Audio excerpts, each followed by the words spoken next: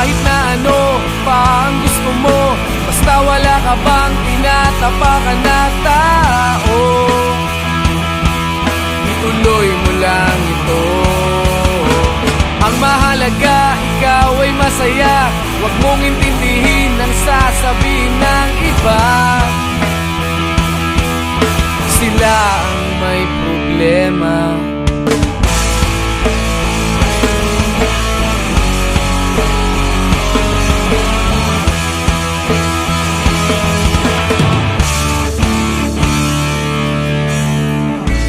Walang pumapansin sa natatangi mong galing.